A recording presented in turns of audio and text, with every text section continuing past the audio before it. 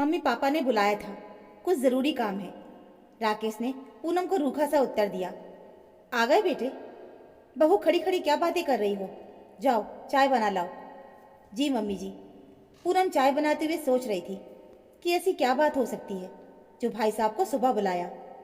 कल रात उसे सास ससुर के कमरे से खुसुर फुसुर की आवाज़ें आ रही थी।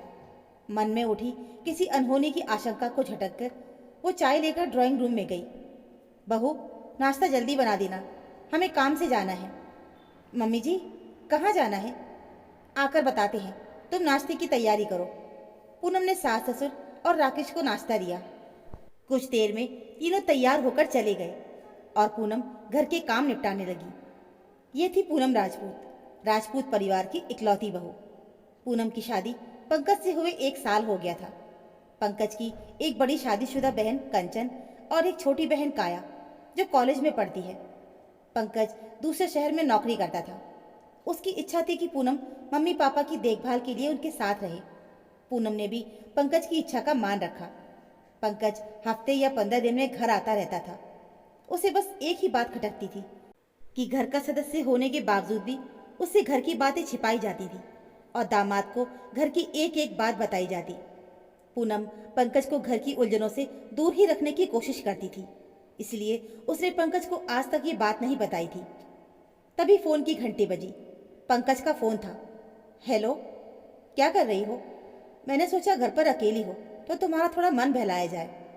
आपको कैसे पता? इसमें हैरानी की क्या बात है? कल पापा का फोन आया था कि वो मम्मी और जीजाजी काया के लिए लड़का देखने जा रहे हैं। लड़का? पर मुझे तो किसी ने बताया ही नहीं। ऐसा कैसे हो सकता है? इतनी ज़रूरी बात तुम्हें बताई नहीं? छोड़ो, जाने दो। तुम कब आ रहे हो? 1-2 दिन में ही आता हूँ। कुछ देर बातें करने के बाद दोनों ने फ़ोन रख दिया।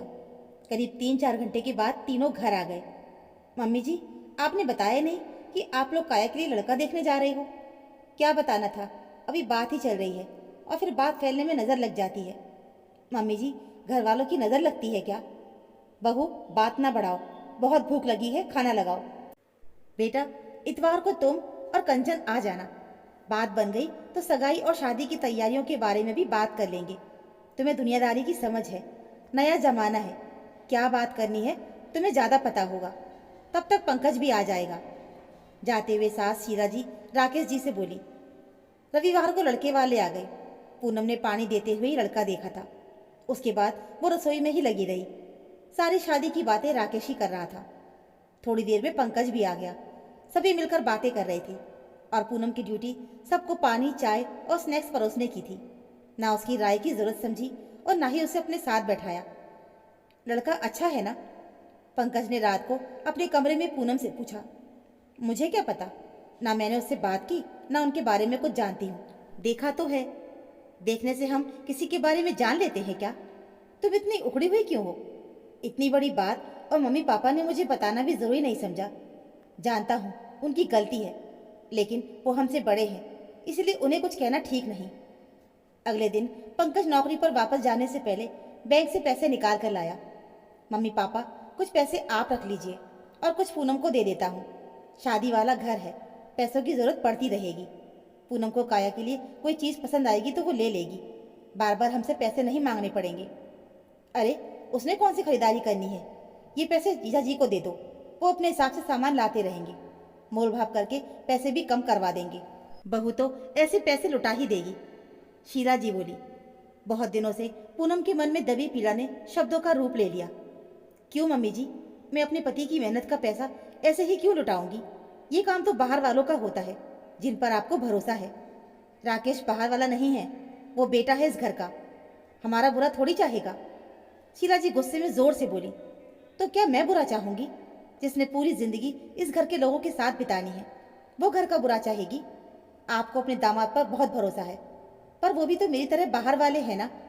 एक लड़की अपने माँ बाप, अपना घर छोड़कर एक अनजान घर को अपना बना लेती है, उस घर के सदस्यों को अपना मानती है, पर वो कितना भी कर ले ससुराल में बाहर वाली ही कहलाती है। उससे घर की बातों को छुपाया जाता है कि कहीं नजर ना लग जाए। तो मम्मी जी, ये नियम दामाद पर भी लागू होता है, वो भी तो बाहर ही हैं। लेकिन आप दोनों को उन पर पूरा भरोसा है।